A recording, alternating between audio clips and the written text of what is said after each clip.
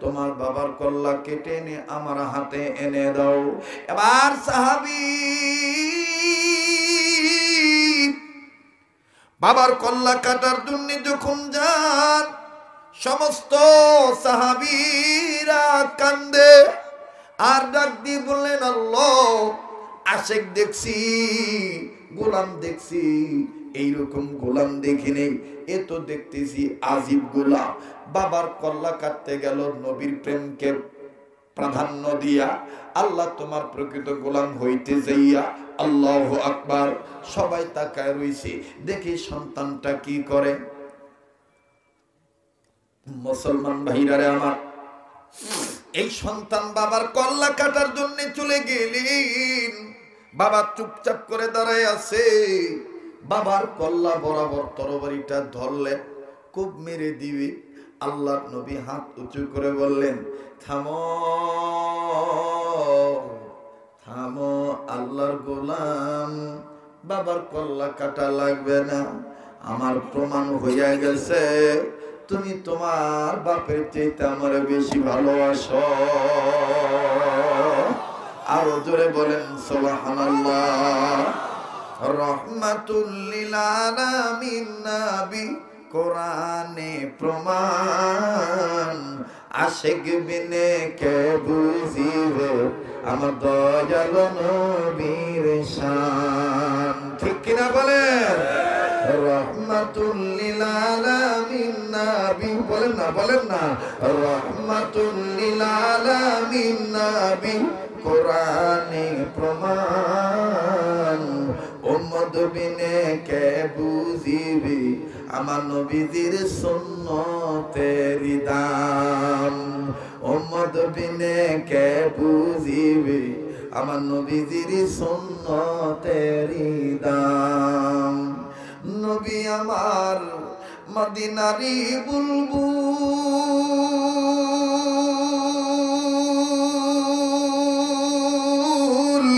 আমার আল্লাহ প্রেম করিয়া নামটি দিলেন হাবিবে রাসূল।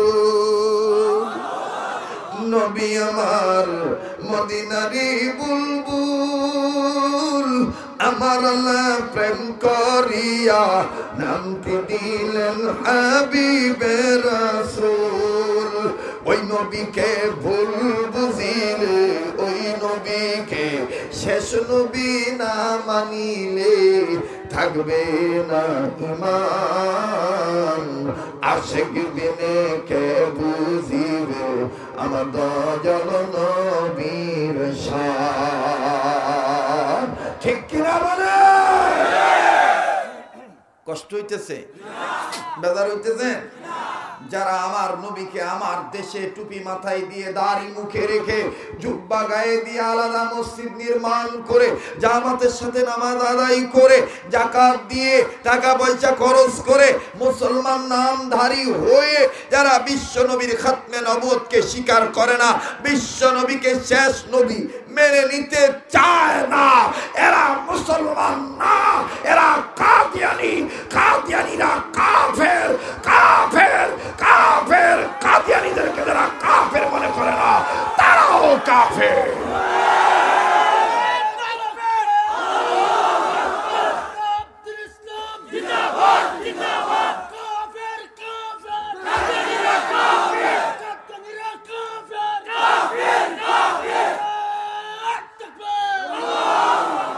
মোহতারাম হাজিরিন, বলেন আমি আপনি গোলাম কার? কার নির্দেশে গোলামি করব? নারায়ে তাকবীর। কষ্ট হচ্ছে? এবার সাহাবী তরবারি তুললেন আর বাবার কল্লায় কূপ দিলেন না। নবীজি ডাক দিয়ে বললেন, তোমার জায়গা আমার বুকে, আসো।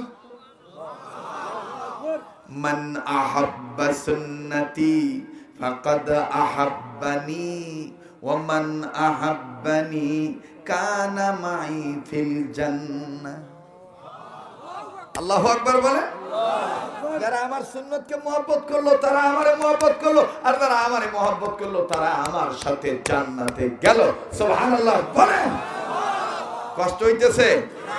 শায়ের আরেক জায়গায় বলেন, একজন কবি বলেন, রঙ্গে সুন্নাত রঙ্গে ইদ্দা লেবুয়াদ সিবগাতুল্লাহি নফসি ইদ্দা লেবুয়াদ। নবীর সুন্নতের রং যার কাছে আছে সে হইল মকবুল বান্দা। কথা বলেন ঠিক কিনা? তো আমরা নবীর সুন্নতলা উম্মত হতে চাই কি চাই না? তাহলে আমি বলবো স্লোগান, সুন্নত আছে যেখানে উম্মত আছে সেখানে। সুন্নত আছে যেখানে উম্মত আছে সেখানে। দেখেন তো কেডা কেডা কয় না, যেটা কয় না মনে করবেন নবীর সুন্নতের পক্ষে নাই। সুন্নত আছে যেখানে উম্মত আছে সেখানে। সুন্নত আছে যেখানে উম্মত আছে সেখানে। নারায়ে তাকবীর, আল্লাহু আকবার। এবার ডাক দিয়ে বলতেছে, তোমার জায়গা আমার বুকে। সাহাবীর পিতা সাহাবীকে ঠেলা দিয়ে বলতেছে, যাও তোমার কপাল লাগি গেছে, তুমি তরবারিটা আমার কাছে জমা দিয়া নবীর বুকে যাও। আল্লাহু আকবার বলবেন না? নবীজি হাত বাড়ায় রাখছে, এই যুবক সাহাবী নবীজির বুকে এসে নবীজি বুকে আলিঙ্গন করলেন, কপালে চুমু দিলেন, দিয়ে আস্তে করে বুক থেকে একটু সরাইয়া তার বাবাকে ডাক দিয়ে বললেন, তোমার এই ছেলে তো আমাকে দেওয়ানা বানাইছে, আমি নবী তোমাকে বলে দিলাম তোমার এই ছেলেটা যেদিন মারা যাবে ওই দিন আমি নবীকে খবর দিও, আমি নবী নিজেই তার লাশ গোসল করায় দেব, তার গায়ে কাফনের কাপড় পরায় দেব, আমি নবী নিজেই তার লাশের জানাজার ইমামতি করব, আমি নবী নিজেই তাকে কোলে করে নিয়ে কবরে নামাইয়া মাটি পুরা করে দেব। আরো ধরে কন সুবহানাল্লাহ। যুবক সাহাবী কান্দে আর কয়, আলহামদুলিল্লাহ আলহামদুলিল্লাহ, আল্লাহ আমার আর দেরি সহ্য হয় না, কবে দিবা আমারে মুখ, নবী আমারে গোসল করাইব।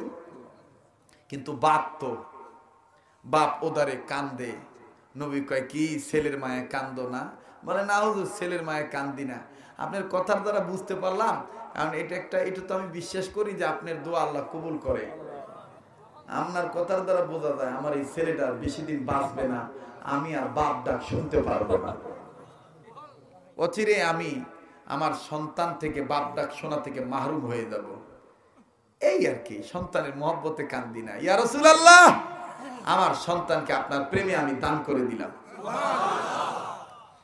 এবার চলে গেছে বাড়িতে যে বিবিকে বলতেছে, বিবি তোমার কপাল লাগছে, তোমার ছেলেরে নবী নিয়ে নিছে।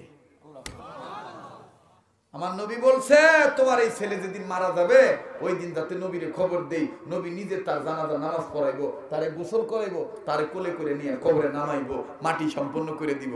মায় কয়, আমি আমার সন্তানকে তোমার মতো নবীর প্রেমে দান করে দিলাম। একদিন, 2 দিন, 3 দিন, 4 দিন চলে গেল। 5ম দিনের দিন সাহাবী যুবকের গায়ে প্রচন্ড জ্বর আইলো, মনে হচ্ছে গা পুড়ে যাচ্ছে। না, এটা বারবার খালি ডিস্টার্ব দেয়, হাতে ব্যথা পাই।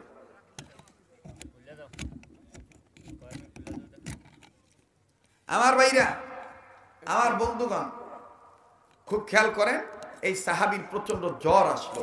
প্রচন্ড জ্বর আসার পর সাহাবী বুঝতে পারলেন যে আমি চলে যাব, রাসূলের দোয়া আল্লাহ কবুল করছে, আমার জন্য আল্লাহ তাআলা মালাকুল মউত পাঠিয়ে দিবেন। আমি নিশ্চিত বুঝতে পেরেছি আল্লাহ তাআলা, রাসূল তো আমার লাশটা ধোয়াবে। আল্লাহু আকবার। বাজানো দেখেন তো দেখি, এখনো দিলটা নরম হয়নি। ও বাজান, মা আর বাবা সাহাবী যুবকের পাশে বসে আছে, আর মাবুদের দরবারে কান্দার বলে, আল্লাহ আমার বাচ্চাটা তো এখন চলিয়া যাবে, মাবুদ আমরা মোটেও দুঃখ করি না, তোমার প্রেমে এই সন্তানদের দান করে দিছি, তবে